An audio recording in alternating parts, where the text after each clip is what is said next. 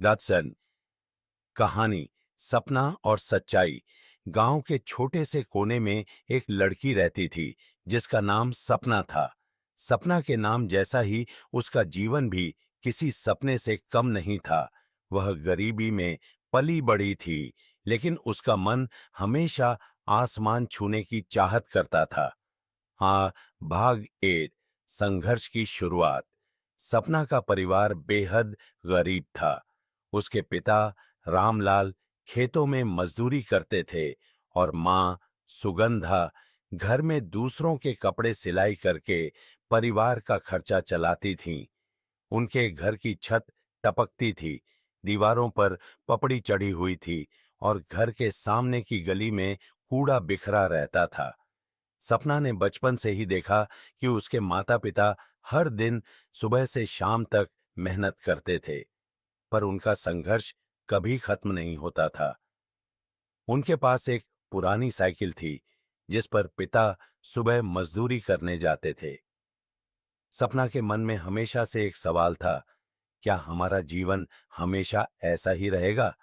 क्या मैं कभी अपनी माँ-पापा को आराम दे पाऊंगी? भाग 2। सपने का बीज। गांव के स्कूल में पढ़ाई करते हुए सपना ने देखा कि उसकी सहेलियों के पास किताबें, रंग-बिरंगे कपड़े और खाने के लिए अच्छा खाना होता था। उसने ठान लिया कि वह पढ़ लिख कर कुछ बड़ा करेगी।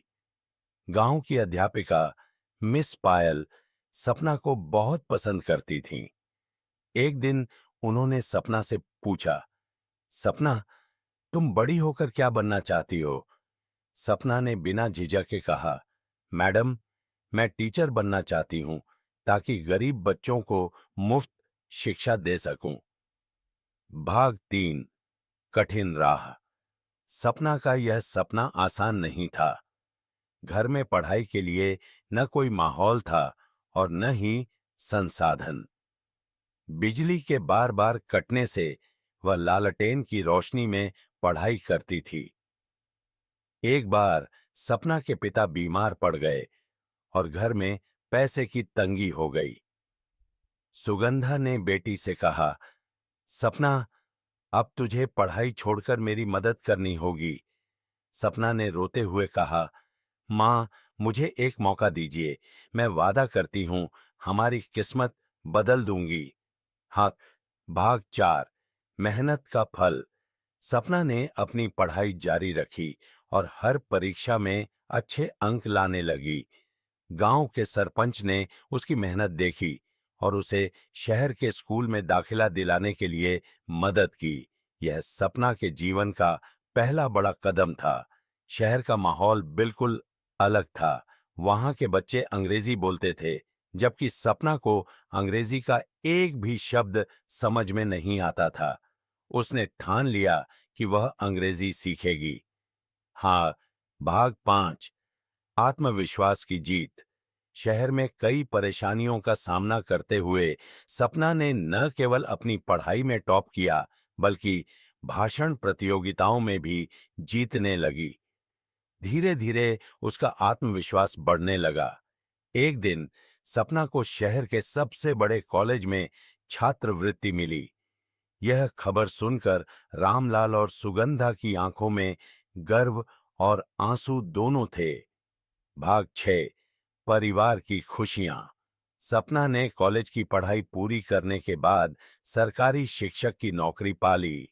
उसने अपने पहले वेतन से अपने माता-पिता के लिए नया घर खरीदा।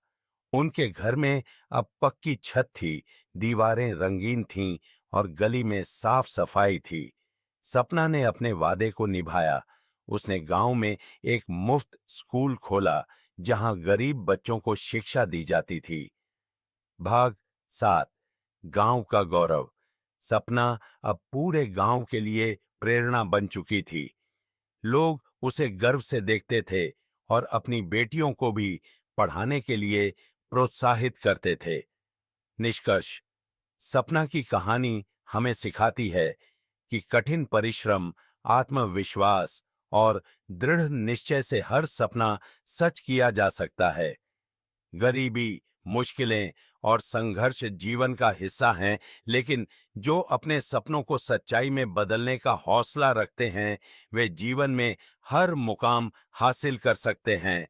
यह कहानी उम्मीद, साहस और सफलता की मिसाल है।